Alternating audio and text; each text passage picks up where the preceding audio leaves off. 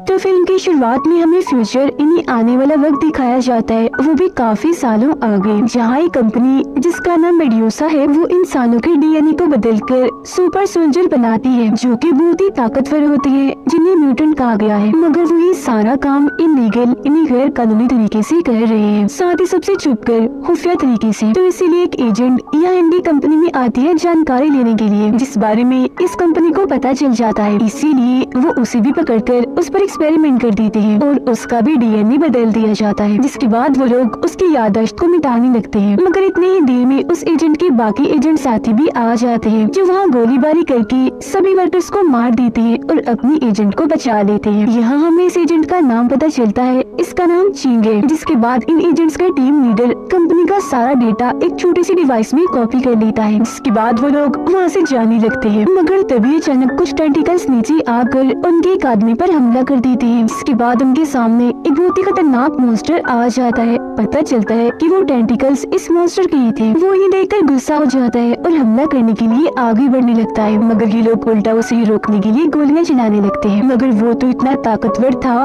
इतना खूंखार था कि इनकी गोलियों का उस पर कोई असर नहीं होता और बस फिर वो मॉन्स्टर उन पर हमला कर देता है। एक एक एजेंट को उठाकर वो मार रहा था, वो बहुत सारे एजेंट्स को मार देता है। तब ये देखकर चिंग उसके ऊपर चढ़ जाती है और चाकू से बार बार उसके सर पे वार करती है, जिससे मॉन्स्टर को इतना गुस्सा आ जाता है कि वो चिंग को अपने ऊपर से उठाकर नीचे फेंकता है और उस पर अपने टेंटिकल से हमला करने लगता है। जैसे टेंटिकल उससे लिपटने लगते हैं तो वो अपने चाकू से एक एक करके उसके सारे टेंटिकल्स काट देती है और बस इसके बाद वो यहाँ से भाग जाते हैं और उस मॉन्स्टर को उसे लैब में बंद कर देते हैं। अब वो लोग आगे बढ़ ही रही थी, मगर तभी उनके सामने मॉन्स्टर से भी बड़ी मुसीबत आगे खड़ी हो जाती है, जो एक लड़की थी जिसके सफेद बाल थे, लेकिन वो बहुत खतरनाक और ताकतवर थी, क्योंकि उसके भी डीएनए को बदलकर उसे म्यूटेंट बनाया गया था और इसने ही उस मॉन्स्टर को इन लोगों के पीछे लगाया हुआ था, क्योंकि वो इतनी देर से उन्हें कंट्रोल रूम से देख रही थी। और वो इन सब के पास आकर इन्हें हिप्नोटाइज कर देती है, यानी उन्हें अपने वश में कर लेती है। लेकिन अब क्योंकि चिंग भी म्यूटेंट थी, इसीलिए वो बहुत जल्द उसकी हिप्नोटाइज के असर से बाहर आ जाती है और फिर अपने साथियों पर से भी हिप्नोटाइज का असर हटाती है। तब होश में आते उनका टीम लीडर उस लड़की पर हमला कर देता है, मगर वो उल्टा उसे उठाकर दूर फेंक देती है। फिर वो दोबारा से उस पर टांग से हमला करती है और बार बार पटक कर इधर से उधर मारने लगती है। कुछ देर लड़ाई करने के बाद उन्हें पता चल जाता है कि हम इससे नहीं जीत सकते, ये बहुत ही ताकतवर है। इसलिए टीम लीडर चिंग को वो छोटी सी डिवाइस देता है और यहाँ से भागने का कहता है और एक बार फिर उस लड़की से भिड़ जाता है, जहाँ इन दोनों की काफी लड़ाई होती है, मगर एक बार फिर वो उसे बड़ी आसानी से रोककर दूर फेंक देती है। जिसके बाद अब चिंग भी उस पर हमला कर देती है। दोनों के हाथों से ही काफी देर तक लड़ाई चलती रहती है, मगर इसमें वो लड़की चिंग पर भारी पड़ रही थी। वो चिंग का गला पकड़कर उसे दूर फेंक देती है, जिससे वो सामान पे जगह गिरती है। इसके अलावा भी वो उसे बहुत मारती है और मार मार कर उसका बुरा हाल कर देती है। वो उसके बाल पकड़कर उसे घसीटने लगती है और उठाकर दूर फेंक देती है, मगर तभी चिंग के डीएनए अचानक से बदलने लगते हैं। मगर इसके बाद क्या होता है ये हमें दिखाया नहीं जाता। फौरन एक बाद हम मेड्यूसा कंपनी के हेड मैनेजर को देखते हैं। वो कंपनी के ऑफिस में आता है, जहाँ एजेंट्स के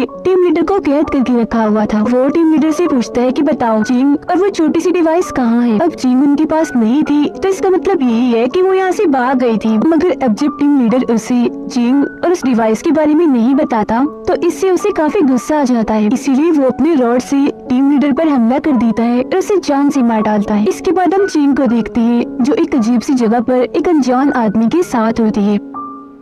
चिंग को जैसे होश आती है तो वो लड़का उसके पास आने लगता है उसे अपने बारे में बताने के लिए, मगर चिंग को इतना गुस्सा आ जाता है कि वो मुक्का मार कर उसे दूर फेंक देती है और मौका देकर वहाँ से बाहर भाग जाती है। तब वो लड़का भी उसके पीछे पीछे जाता है। बाहर आने के बाद चिंग अपने आसपास हर चीज को ऐसे देख रही थी जैसे वो सब कुछ पहली बार देख रही हो, जिसका मतलब था कि उसकी याददाश्त जा चुकी है, मतलब कि कंपनी उसकी याददाश्त को मिटाने में कामयाब रही। इसीलिए सब कुछ देखकर वो काफी परेशान सी लग रही थी। मगर तभी वो लड़का उसके पास आकर उसे नॉर्मल करने की समझाने की कोशिश करता है, मगर वो तो उसका गला ही पकड़ लेती है और फिर तभी अचानक वहाँ आसपास सब कुछ रुक जाता है, जो देखकर वो समझ जाती है कि मेरे पास वक्त को रोकने की ताकत है, जिसकी मदद से वहाँ पर होने वाले एक एक्सीडेंट को रोक देती है और एक वर्कर की जान बचा लेती है। मगर उसकी अपनी ताकत को इस्तेमाल करने की वजह से कंपनी को उसकी लोकेशन पता चल जाती है, मतलब कि इस वक्त वो कहाँ है। इसीलिए अगले ही पल कंपनी के बहुत सारे लोग वहाँ पर आ जाते हैं, जिनसे एक के बाद एक करके जिंग लड़ती है और अपनी ताकत का खूब इस्तेमाल करके उन्हें मारती जा रही थी। लड़ाई के दौरान जब वो उन सबको मार रही थी तो उसे यहाँ अपनी दो और ताकतों के बारे में पता चलता है। एक तो थी टेलीपोर्टेशन और दूसरी थी सुपर स्ट्रेंथ। टेलीपोर्टेशन मतलब कि एक जगह से गायब होकर वो दूसरी जगह पर जा सकती थी, और सुपर स्ट्रेंथ मतलब कि वो इतनी पावरफुल है, इतनी ताकतवर है कि उसके आगे कोई नहीं टिक सकता। तो इसीलिए यहाँ भी वो अपनी दोनों ताकतों का खूब इस्तेमाल करती है। वो उन पर हमला करती है, गायब हो जाती है, दोबारा से हमला करती है, फिर से गायब हो जाती है। जब एक के बाद एक आदमी उस पर हमला करने के लिए आता है तो वो हाथों के जरिए उनसे लड़ती है और उन्हें खूब मारती है। मगर जब बहुत सारे लोग एक साथ हमला करने के लिए आते हैं तो पहले वो उन पर हमला करती है और गायब होकर दोबारा हमला करती है। फिर जब वो सबको मार देती है तो वो लड़का उसके पास आता है और उसे अपने साथ चलने को कहता है, मगर जिंग उसके साथ जाने से मना कर देती है। जो सुनकर वो लड़का उसे अपनी आईडी दिखाता है और बताता है कि मैं एक पुलिस ऑफिसर हूँ, इसीलिए अब तुम मेरी बात नहीं टाल सकती। अब कंपनी के हेड मैनेजर को जब ये बात पता चलती है कि मेरी लोग जिंग को पकड़ने में नाकामयाब रहे और सारे के सारे ही उसे लड़ाई के दौरान मारे गए, तो उसे बहुत गुस्सा आता है। जिसकी फौरनी बात उसके पास एंजेला नाम की एक लड़की आती है, जो दरअसल कंपनी की दूसरी मैनेजर थी, मतलब कि वो हेड मैनेजर के मुकाबले की थी। तो यहाँ आकर वो हेड मैनेजर की उन साथियों की मजाक उड़ाने लगती है कि वो तो सारे फेलियर निकले, हार गए, तो ये काम तुम्हारे बस का नहीं है, अब से ये काम मैं करूंगी, मैं ही जिंग को पकड़ूंगी कैसे भी करके। जिसके बाद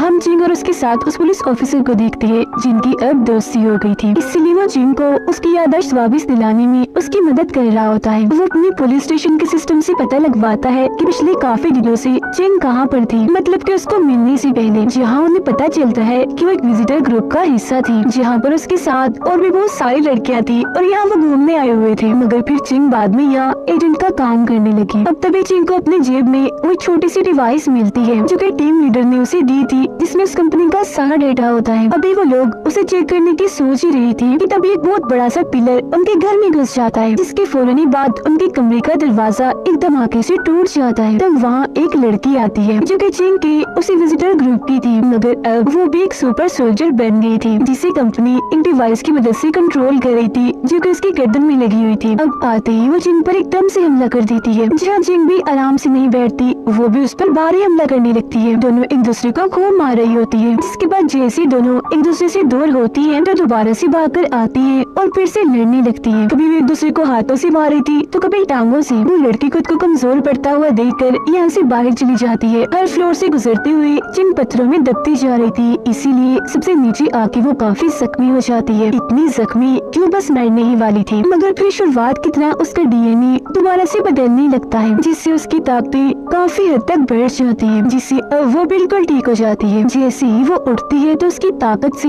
वहाँ एक काफी बड़ी वेव, एक लहर सी बन जाती है। इतनी अब वो लड़की पत्थरों को कंट्रोल करके अपने हाथ पे चिपका लेती है। उसने एक तरह का हथियार बना लिया था जिससे वो जिंग पर हमला करती है, मगर जिंग सिर्फ अपने ही ताकतवर हाथ से उस पर हमला करती है। इसके बाद भी जिंग उसे खूब पीटती है। जहाँ इसी दौरान कंपनी उस लड़की को उस डिवाइस के जरिए ही मार देती है, मगर जिंग भी यहाँ बेहोश होकर गिर जाती है क्योंकि वो इस लड़ाई में काफी जख्मी हो गई थी। तब इतनी ही देर में उसका वो दोस्त फौरन ही उसे हॉस्पिटल लेकर जाता है। अब हम कंपनी के हेड मैनेजर को देखते हैं जो एंजेला को कहता है कि अब तो तुमने अपने सुपर सोल्जर भेजी थी तो तुम कैसे नाकामयाब रही, और तो तुमने हमारे एक सुपर सोल्जर को मरवा दिया। मगर क्योंकि उनकी ये सारी बातें कंपनी का मालिक सुन लेता है, इसीलिए उन्हें टोक कर कहता है कि अपनी इस लड़ाई को बंद करो और कहीं से भी कैसे भी करके वो डिवाइस टोन कर लाओ। अब हम जिंग को देखते हैं जिसे जैसे इंजेक्शन दिया जाता है वो बिल्कुल ठीक हो जाती है, और अब वो अपने साथी पुलिस ऑफिसर के साथ लैब में जाती है हमला करने के लिए। जहाँ आते ही उसे अपनी यादें याद आने लगती है, मतलब कि उसकी यादें